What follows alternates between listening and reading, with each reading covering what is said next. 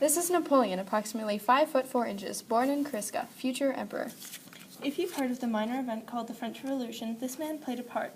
To preserve the Republic, the anti-monarchist Directory staged a coup d'etat, and with Napoleon's forces, the government was installed in the wake of the Thermidorian reaction. With ninja-like skills, Bonaparte's armies then crushed Austrian and Sardinian forces.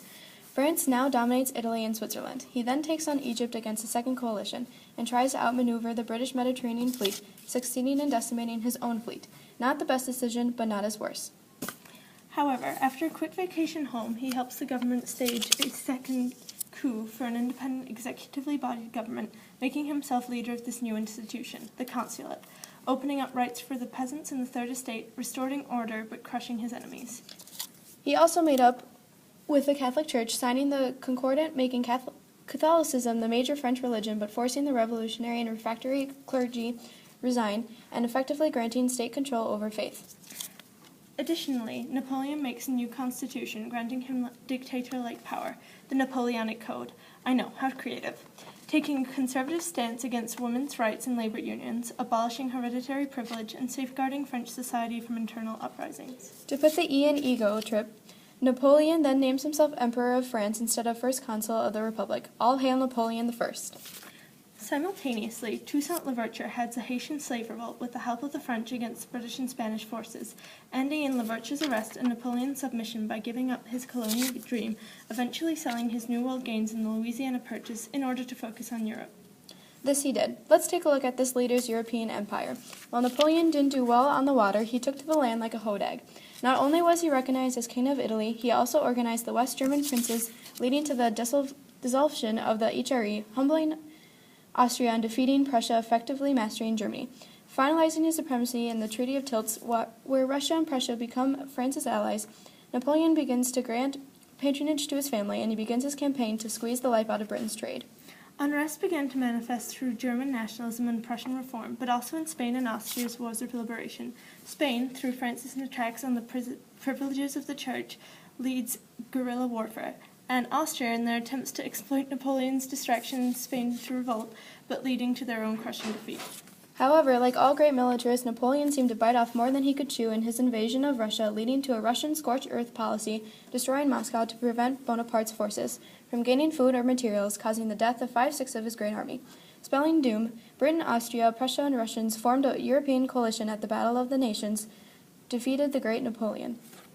To patch up the mess made by this Alexander the Great-like militarist, the Congress of Vienna restored the French Bourbon monarchy and strengthened France's neighbors, negotiating a peaceful Polish-Saxon border split. However, like the ghost of Christmas past, Napoleon returns from imprisonment on the island of Elba and is declared an outlaw by the Quadruple Alliance and is defeated once and for all at the Battle of Waterloo. Post-100 Days, known as Bonaparte's Return, the Congress of Vienna was now intent on preventing a Napoleon-like reoccurrence and arrange a lasting peace rather than punish France. Treaties would thenceforth be made between states and not monarchs, although the Congress would later be criticized for failing to recognize the stirrings of nationalism and democracy, which would wake in the 19th century. These accusations are unjust, as it could never have predicted Europe's future. Thanks to Napoleon conquest and French Revolution, a new movement of art, literature, and religion sprung, called Romanticism. While this era was not directly tied to romantic feelings, it did play upon emotions through poems, novels, and paintings. It also strayed away from the Enlightenment and Industrial Revolution to embrace the beauty and simplicity of nature and also individualism. Jean-Jacques Rousseau and Immanuel Kant first hit on Romanticism through their explanations of human nature and society without any rationalism seen previously.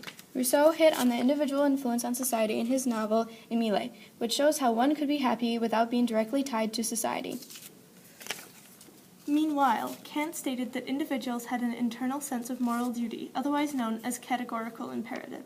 He also went against reasoning through his statement that the mind, as well as religion, was beyond human understanding. Both individuals looked to children and the creative and imaginative spirit as inspiration for their studies. This continued into literature as novels, poems, and other writings broke from classic forms and dove into imagination. Authors such as Coleridge, Wordsworth, Lord Byron, Mary Shelley, and Goethe wrote several pieces using their imagination to evoke strong emotions in the reader.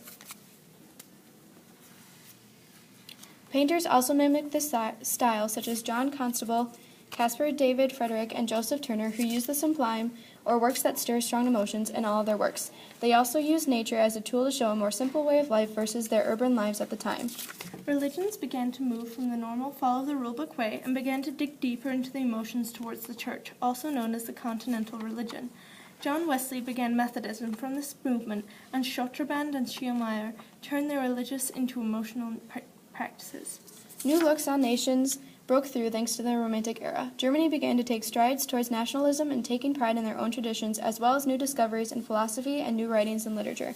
Napoleon created a new light on Islam and Arab nations through education and the Rosetta Stone. All in all, the Romanticism movement created a new look on what the world was at the time and new tools used in the arts.